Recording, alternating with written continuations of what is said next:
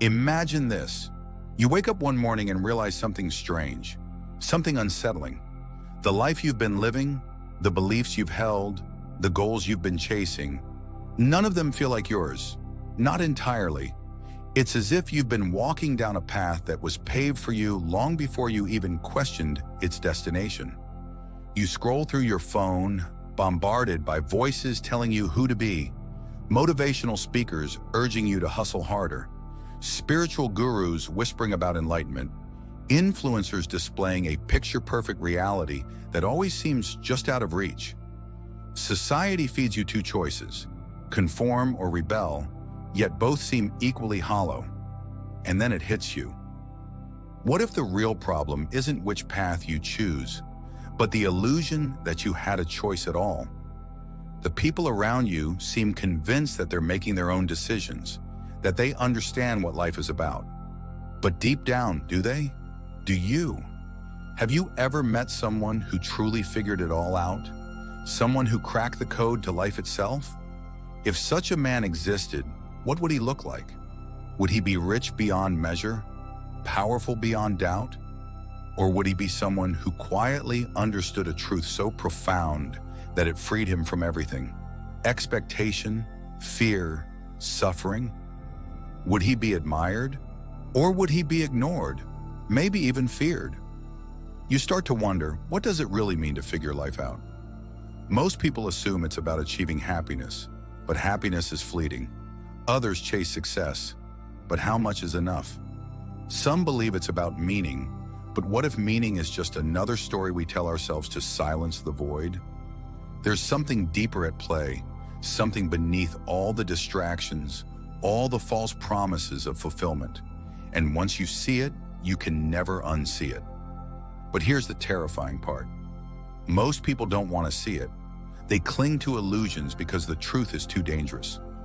Because if you strip everything away, every identity, every societal script, every comforting lie, what remains? What if the man who figured life out isn't who you think he is? What if his truth is something most people aren't ready to hear? And so the question lingers in the air like a ghost. What did he see that no one else could? The question lingers in your mind. What did he see that no one else could? The answer is unsettling. He saw the invisible chains. From the moment you were born, you were placed into a system designed to shape you. Parents who taught you what was right, schools that conditioned you to follow orders, a culture that whispered its expectations into your ear like an unseen puppeteer. You didn't choose your beliefs, you inherited them. Society tells you what to value: power, wealth, love, purpose. But have you ever stopped to ask why? Why do people mindlessly pursue these things, convinced they will bring fulfillment, only to feel an aching void when they arrive? This is the great trap. Carl Jung called it the persona. The mask you wear to fit into society, a carefully constructed image meant to earn approval, avoid rejection, and convince yourself you're in control. But what if the mask isn't just something you wear? What if, over time, you become the mask? Most people do. They mold themselves to fit the world's expectations, so much so that they forget who they were before the world told them who to be. And in the process, they abandon something vital: their shadow, the rejected parts of themselves that don't fit the script, the desires they suppress, the anger they bury, the truths they refuse to confront. The man who figured life out understood this. He saw that most people are at war with themselves, constantly torn between the person they pretend to be and the parts of themselves they refuse to acknowledge. He knew that as long as this war raged within, true freedom was impossible. Friedrich Nietzsche understood this too. He saw that morality itself was often a tool of control. Values imposed not to liberate, but to domesticate. He spoke of the slave morality that teaches people to fear their own power, to shrink themselves, to seek validation, rather than create their own meaning. And he warned that those who blindly follow inherited values would never transcend themselves. But the most dangerous illusion of all is the one people never question: the idea that life is supposed to make sense. Arthur Schopenhauer believed that suffering wasn't a mistake. It was woven into the very fabric of existence. He saw that people spend their lives chasing fleeting pleasures to escape the will, the relentless force of desire that keeps them trapped in an endless cycle of wanting, acquiring, and wanting again. And yet, despite all this, people cling to the illusion. They tell themselves that if they just achieve more, if they just become better, if they just find the right path, everything will click into place. But the man who figured life out saw through this deception. He understood that life itself is not a puzzle to be solved, but a force to be embraced. That suffering is not an obstacle to happiness, but its foundation. That meaning is not something you find, but something you create. And that realization changes everything. Because once you see the hidden problem, the invisible prison that shapes your thoughts, your desires, your very sense of self, you can never go back. The question now is, what happens next? You see it now, the invisible prison, the carefully crafted illusions, the way people unknowingly betray themselves, living according to scripts they never wrote. But what if it's worse than you think? What if this deception doesn't just shape your beliefs and emotions? What if it dictates everything? Your relationships, your failures, your deepest fears. Consider this. A man spends his entire life chasing success, convinced that once he makes it, he will finally be at peace. He sacrifices his youth, his health, his relationships, all in pursuit of a future where he is finally enough. But when he gets there, something feels off. The victory is hollow. The peace he expected never arrives. So he convinces himself that the problem isn't with success itself, just that he needs more. A bigger house, a higher title, more admiration. And so the cycle repeats. A woman spends years looking for love, believing that once she finds the right person, her emptiness will disappear. But when she finally meets someone, the feeling of wholeness is temporary. Soon insecurities creep in, boredom sets in, and the same dissatisfaction returns. So she assumes she chose the wrong person, and she starts searching again. But the truth is brutal. The problem isn't the job. The problem isn't the relationship. The problem is the assumption that fulfillment exists somewhere outside of yourself. This is how people live. Not just individuals, but entire societies. Chasing ghosts, striving for things they don't even understand, addicted to becoming, terrified of simply being. And the worst part, they never question it. Carl Jung warned about this. He saw how people project their inner conflicts onto the world, blaming society, fate, or others for the pain they refuse to face within themselves. He understood that most people avoid their shadow, the dark, unacknowledged parts of their psyche, by numbing themselves with distractions. This is why people scroll endlessly through social media, drowning in images of lives that seem more exciting than their own. It's why they chase wealth, status, and approval, because facing the void inside feels unbearable. But there is no escape. No amount of success, love, or pleasure can silence the part of you that knows something is missing. This is why the man who figured life out is so different. He stopped running. He faced the thing that no one else dares to face, the raw, unfiltered truth of existence. He understood that happiness is not a destination. That meaning is not something waiting to be found. That freedom is not granted by society, but seized from within. And once you see this, there is no going back.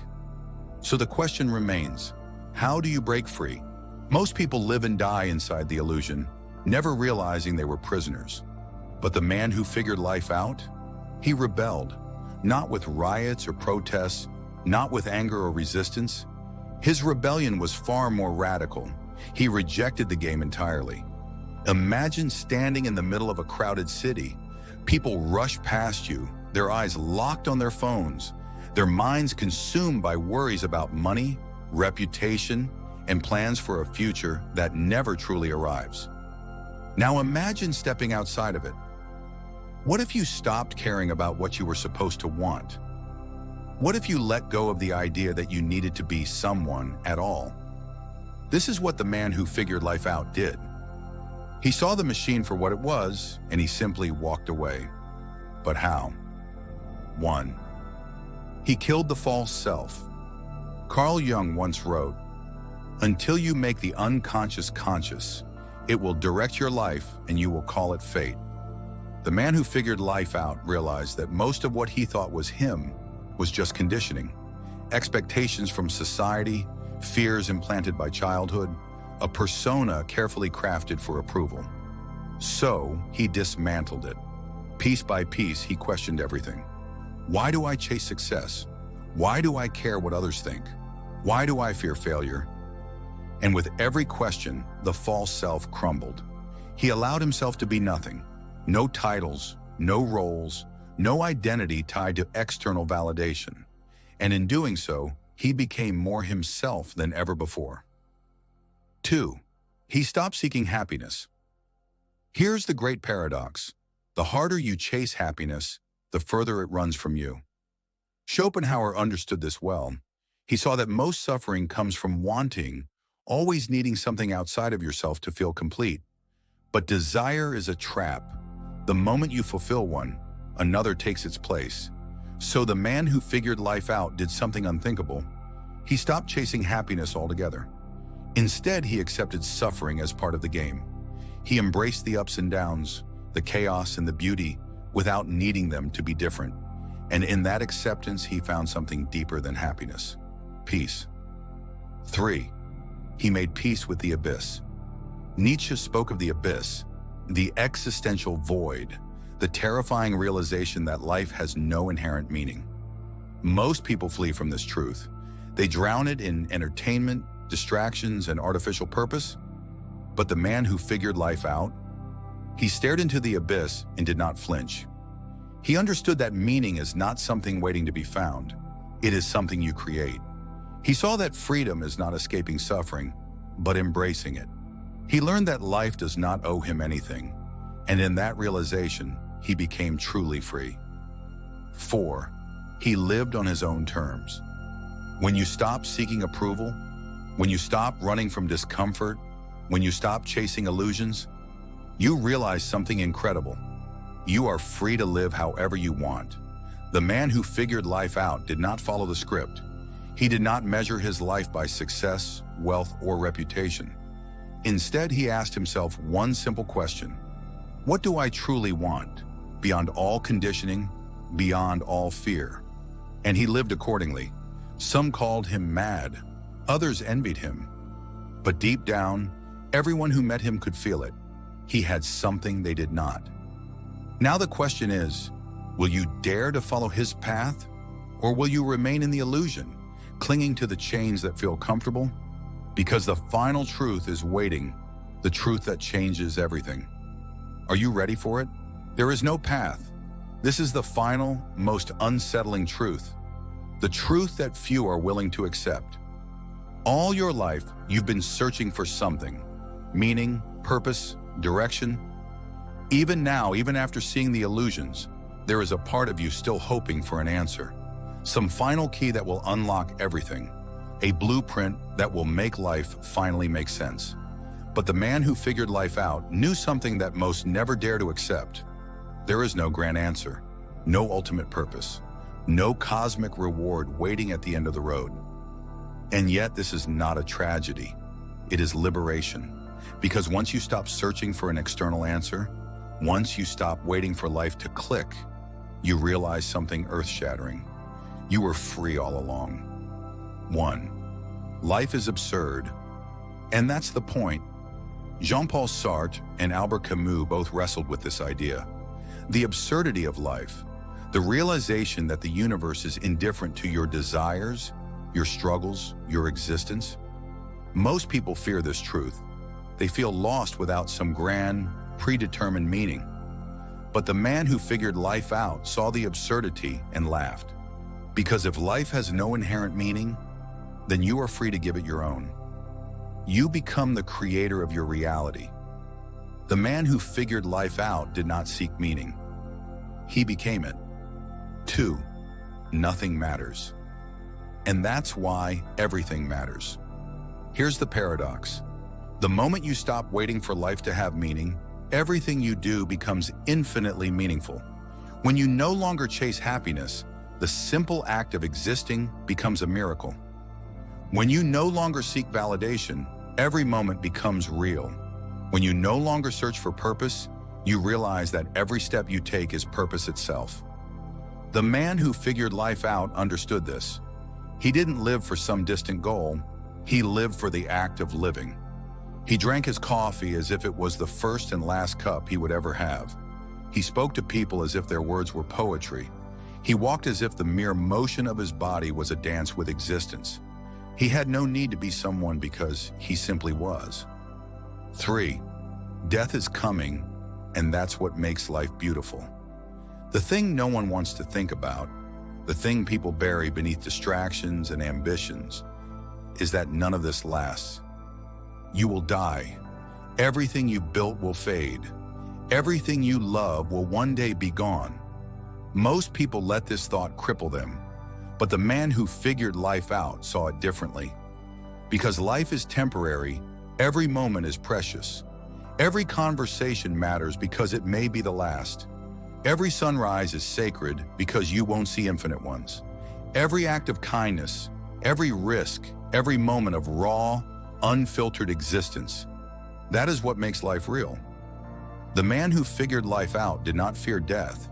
He welcomed it as the final reminder that this moment, right now, is all there ever is.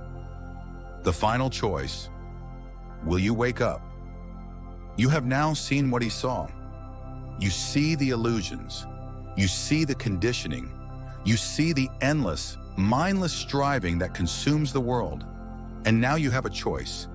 You can go back to sleep, back to the familiar chase, the comforting distractions, the illusion that one day, someday, you'll figure it all out. Or you can wake up. You can live now. You can choose now. You can step outside of the game, not with anger or resistance, but with a quiet, knowing smile. Because you understand now. There is no ultimate truth, no final answer. There is only this: a man, a life, a moment, and that is enough. Now tell me, will you live it?